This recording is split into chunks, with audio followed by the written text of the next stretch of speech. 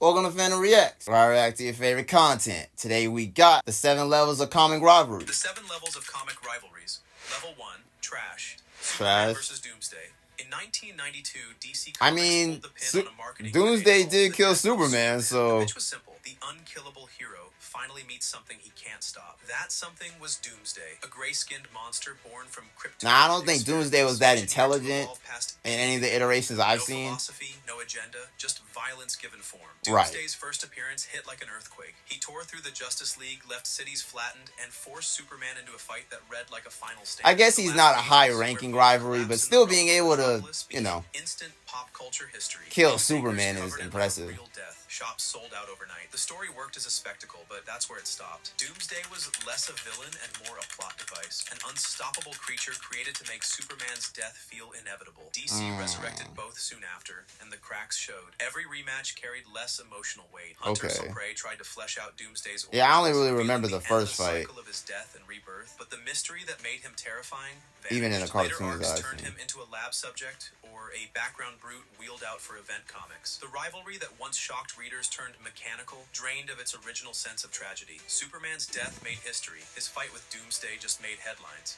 Venom versus Carnage. When Marvel needed chaos in the 90s, they birthed Carnage, where Venom had already twisted the Spider-Man myth into something darker. I heard they were rivals, but I've never seen them fight each other. A serial killer bonded to a red symbiote represented pure anarchy. His arrival turned New York into a crime scene soaked in red ink. And in the center of it all stood Venom, Eddie Brock, fighting not to save the city, but to stop something even worse, wearing the same kind of skin. In the Spider-Man cartoons I've seen, they usually fight separate. Spider-Man, Venom, and half of Marvel's street heroes. So Spider-Man will either fight Carnage or Venom in the 20+ cartoons I've issues seen. of non-stop screaming panels. The concept was simple. If Venom's brand of vengeance still had some line of morality, Carnage was the proof of what happens when that line burns away. I definitely mess with Venom. The story kept chasing scale instead of depth. Carnage killed without reason, and Venom kept fighting him without ever really changing. Every new arc, Carnage USA, Absolute Carnage, King in Black, tried to stretch the rivalry into mythology, but it always circled back to the same equation: chaos versus slightly less chaos. What survived through the years was the image, the black and red whirl of teeth, tendrils, and noise.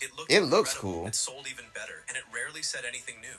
Batman versus Hush. When Batman Hush launched in 2002, it had I think I've seen this dude before though, but I don't know nothing about him. And a mysterious new enemy pulling all their strings. For months, readers played detective alongside Bruce Wayne, piecing together clues about the man behind the chaos. The reveal came late. Thomas Elliot, Bruce's childhood friend turned surgeon, who blamed the Wayne family for denying him control over his own life. The twist landed with impact, but not for long. Once the mystery was solved, there wasn't much left to explore. Hush wasn't built like Joker or Two-Face, characters who embody a philosophy or a fractured mirror of Batman's psyche. He was a jealous man with a scalpel and a grudge. After his debut, DC tried reviving him through side stories, revenge arcs, imposter plots, alliances with other villains, but the spark never returned. Hush became a reminder of how strong presentation can mask thin substance. Still, the original run mattered for one reason. It captured Gotham in full color. Every ally, every villain, every emotional wound was on the board. It felt like a celebration of everything Batman was. The rivalry itself, though, never evolved beyond its introduction. Hush entered as a mystery and left as a trivia answer. Level 2, Bad. Hulk versus Abomination. In 1967, Marvel decided the Hulk needed a nemesis who could actually survive a few punches. Enter Emil Blonsky, a Soviet spy who copied Bruce Banner's Gamma experiment and ended up as a monstrous reflection of it. The Abomination was stronger. The Incredible Hulk movie, that was okay. Their first fight leveled a city block. I used to look at it as a lot worse for a while, but I rewatched it like a year ago, and it wasn't as bad as I thought it was. Massive, angry, and usually sent flying into orbit by the end. Writers occasionally tried to push tragedy into the character. He had a wife, Nadia, who left him after seeing what he'd become. Later, he murdered Betty Ross in a jealous rage, sealing himself as one of Hulk's darkest enemies. That shock made him more hated than feared. By the 2000s, Betty Ross, is that headline villain to side mission. In Bruce's girl? Immortal Hulk, he returned as a mutated experiment, his body stitched with horror elements. He looked Really? terrifying, but the Yeah, he core definitely stayed looks the same. different. A brute force built to remind readers how far Hulk's humanity could slip. Their rivalry works because it's primal. Rage against rage, both too far gone to reason. Yet Right. outside the punches, it rarely says more. The name is hard, though. When the Amazing Spider-Man introduced Moreland in 2001, the tone of the comic I've never changed heard of this overnight. dude. Gone was the street-level rhythm. In came a supernatural hunter who treated Spider-Man like prey from another world. Really? Moreland claimed to feed on totems, living embodiments. He looks like a vampire. The idea turned Spider-Man's powers into something ancient, mystical, and unsettling. Readers weren't sure whether it was genius or madness. Moreland's arrival felt cinematic. He stalked Peter across the city, absorbing blows that would kill anyone else. The fight pushed Spider-Man to exhaustion. He barely survived by using his radioactive blood to poison Moreland mid-battle. What? For a moment, the rivalry How? had weight, Predator versus Symbol. But later, stories diluted that mystique. The other tried to evolve the myth with resurrection arcs, prophecies, and destiny, spinning the concept into a blur of mystical metaphors. Yeah, he looked like he really giving them the work, like messing up his suit and everything. Inheritors, hunting spider-powered heroes across dimensions. The Okay. scale ballooned, but the suspense shrank. What began as a haunting stalker story turned into an event checklist. Moreland became an icon of overuse, his menace fading each time he reappeared. Still, his first encounter with Spider-Man remains unforgettable. It's rare for one villain to turn a superhero comic into horror, and for a few issues, Moreland did exactly that. Aquaman vs. Ocean Master.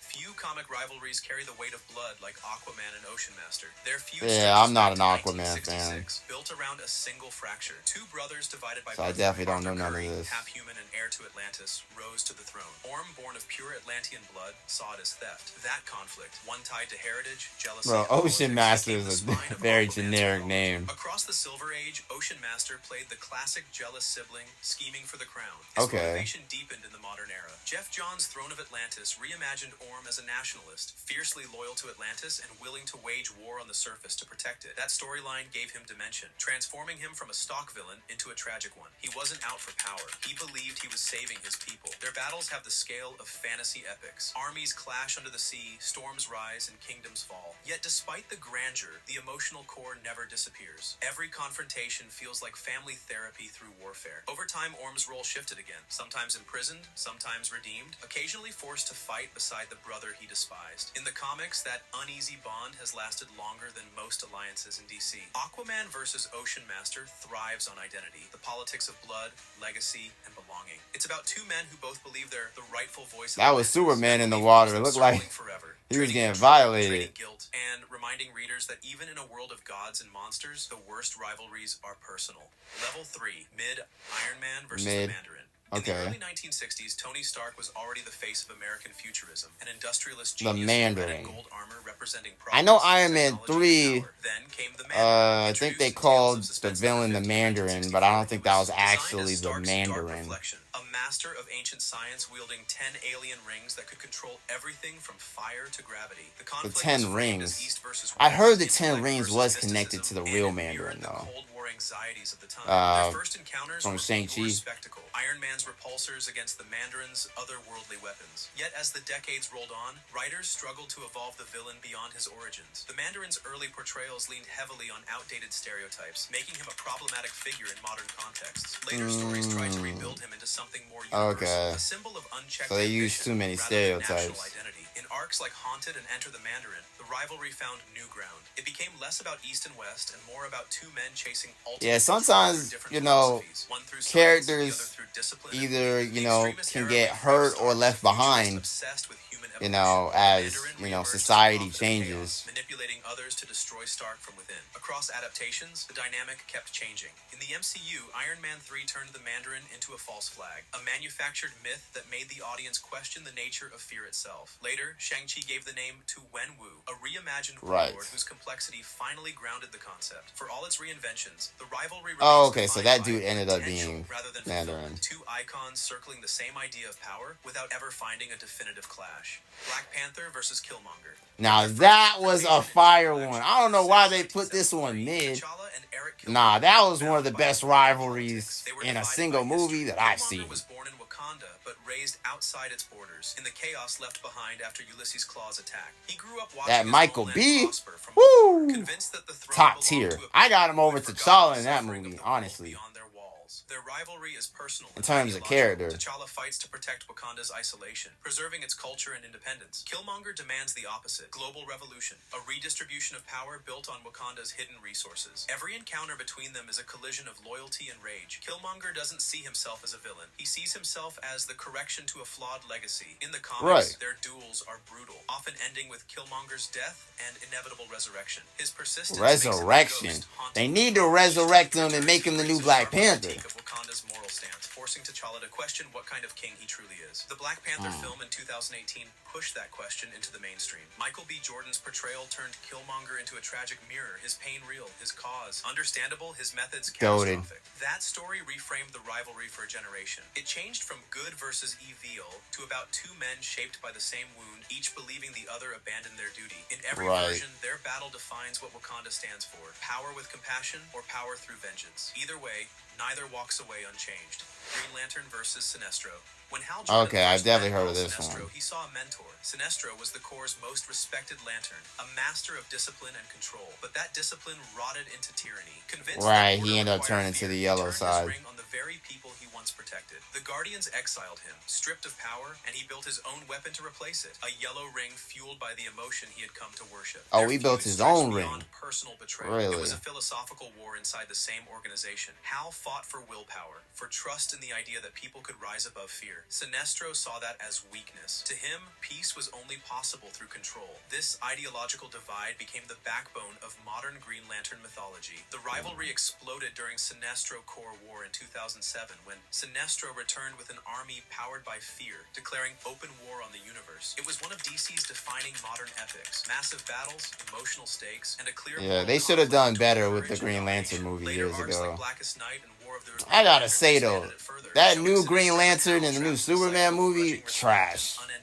He need to be replaced. Is how close they remain to understanding each other. Every time Sinestro's empire collapses, he still believes he's right. Every time Hal defeats him, he questions whether fear might have been the easier path. Their rivalry is as much about leadership as morality. Two soldiers shaped by the same ring, both trying to bring order to a universe that never stops falling apart. Level 4. Okay. Thor versus Loki. Long before the Avengers existed, that's a... Thor and Loki was he put that one in okay? Born from Norse wow. legend and reimagined by that's one of my favorite rivalries in the MCU. I mean, that was a very good one. The only thing is their power in the MCU, at least, isn't, relative. So, I heard in the comics that, Loki's actually a lot stronger.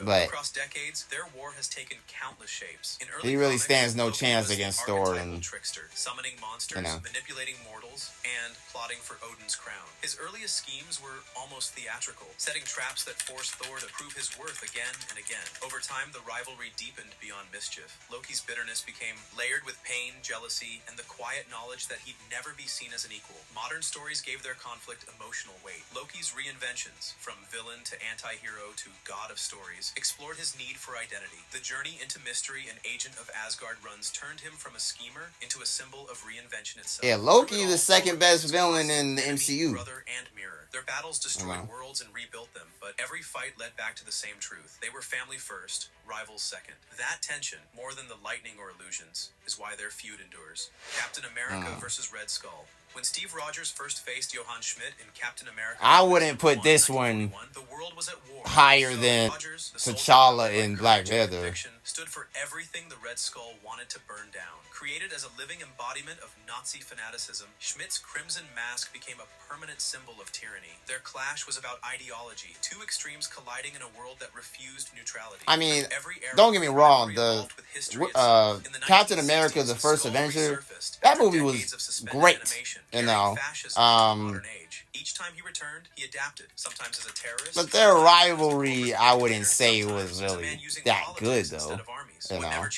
They had that one little fight at the end Writers like Ed Brubaker reshaped the feud for contemporary readers. In The Winter Soldier, I don't know. and the It wasn't that impactful. arcs, the That Skull part of the worked movie. behind the scenes, manipulating governments and sowing chaos through propaganda. It made the rivalry painfully relevant. The Red Skull's evil was ideological, feeding on real-world extremism. The moral divide between them remains absolute. Captain America represents faith in people's better nature. Red Skull represents the belief that power justifies everything. Their story has lasted generations because it adapts with time. Every age finds its own version of tyranny, and Captain America keeps finding reasons to stand against it. Hulk versus the Thing.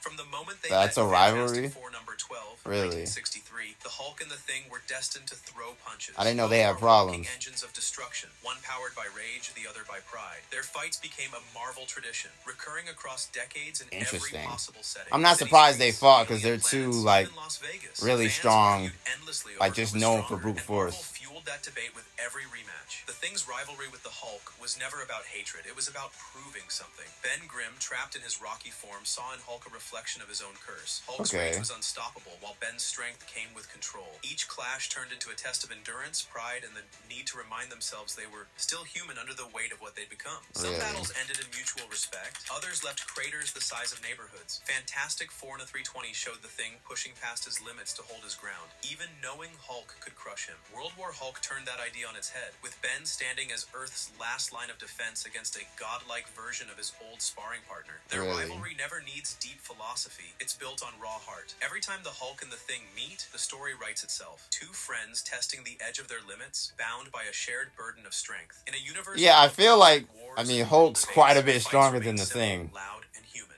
Level 5, good.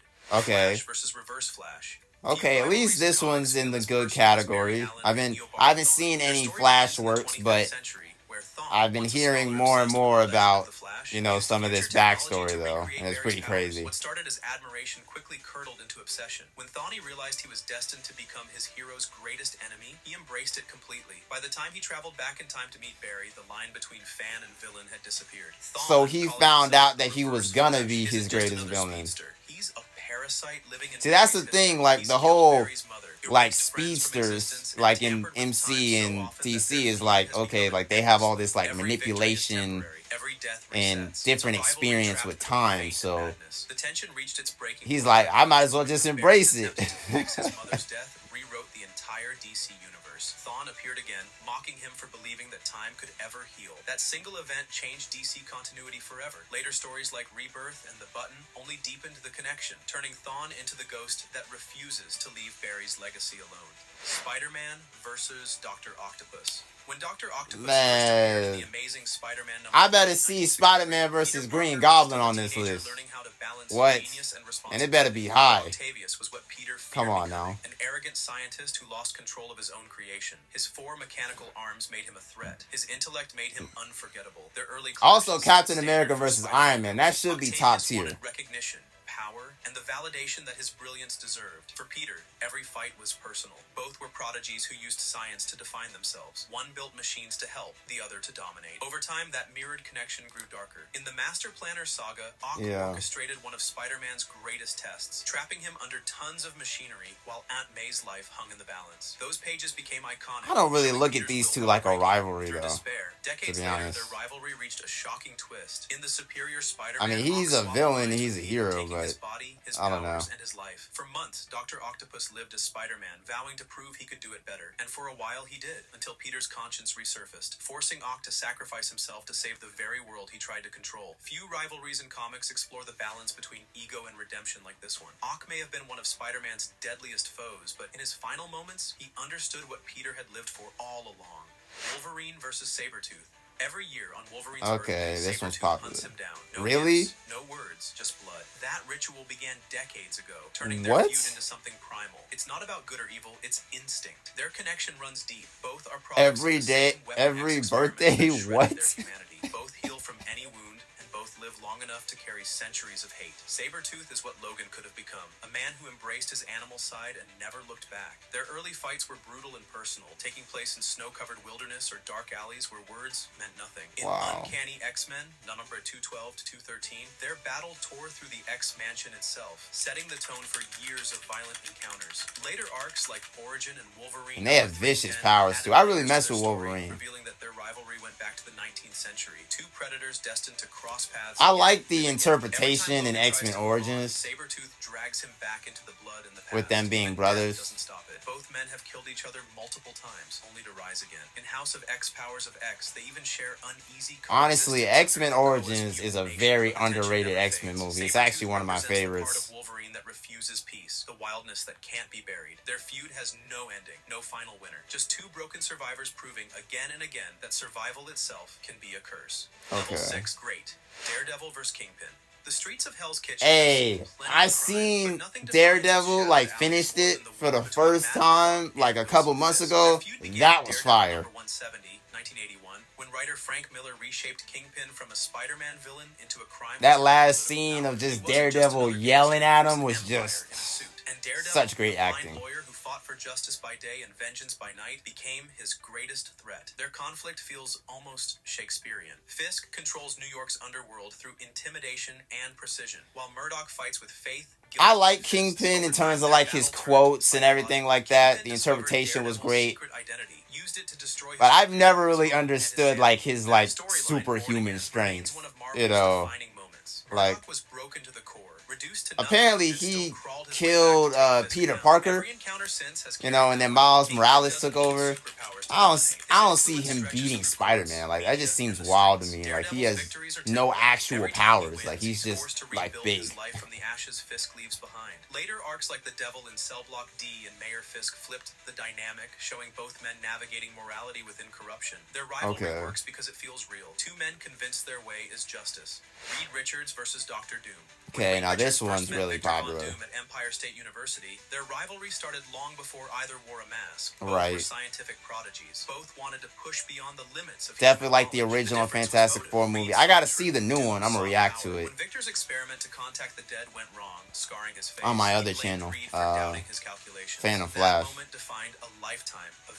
Their feud is about actually, I'll put it on Phantom TV. As the rightful superior, constantly trying to prove that Reed's brilliance is inferior to his own. Every encounter feels like a cosmic chess match. From the early Fantastic Four issues to modern sagas like Secret Wars and Unthinkable, their battles have tested science, morality, and even godhood. Doom has stolen the Silver Surfer's powers, ruled Latveria with iron precision. Yeah, I mean, Dr. Doom's gonna be the new big bad, so, you know, I can't wait for that new Avengers movie, Doomsday. Doom acknowledges Reed as the only mind equal to his own. I heard Spider-Man's not gonna be in it though. That's trash. Like, how you gonna have an Avengers movie without Spider-Man? In Secret Wars 2015, Doom with the characters we got left, and made himself its god, only for Reed to take it all back through compassion and intellect. It's more than a fight between two geniuses. Spider-Man versus Green Goblin. Yes, sir. Yes, sir. More damage, emotional and physical, than Peter Parker and Norman. I say you better put it on this list. I forgot what tier he called this though. It better be in the higher, in one of the higher tiers. This is one of my favorite rivalries ever. Turned into a generational tragedy. Osborn's danger runs deep on a personal level. When Peter he got Spider-Gwen holding both of them. Norman was the father of Peter's closest friend. That revelation turned every fight into a family implosion. Their most infamous battle came in The Night Gwen. Stacy died 1973 when the Green Goblin threw Peter's girlfriend from the George Washington Bridge. The moment defined Spider-Man forever. 1000%. Death broke his innocence and set the tone for everything that followed. Even death couldn't end it. Osborn returned, manipulating politics, business, and the Avengers themselves. As head of the Thunderbolts and later Dark Reign, he evolved from costume menace to government-sanctioned tyrant. Peter never him because Norman attack Spider-Man. In the comics, Spider-Gwen isn't like, because I know they said that Peter Parker in the Across the Spider-Verse movie that he was like a villain, like he was the Lizard or something. Level 7, GOAT. But I guess Batman versus Superman versus Joker, I mean, is definitely top tier. I'm definitely glad it's in the GOAT. But in the I thought that Spider-Man almost or every Peter other was comic history. actually It's not just crime versus justice. It's two worldviews colliding inside the same city. I thought he was supposed to be the Lizard, but he was Spider-Man, and she seen him dead, and then she became Spider-Gwen.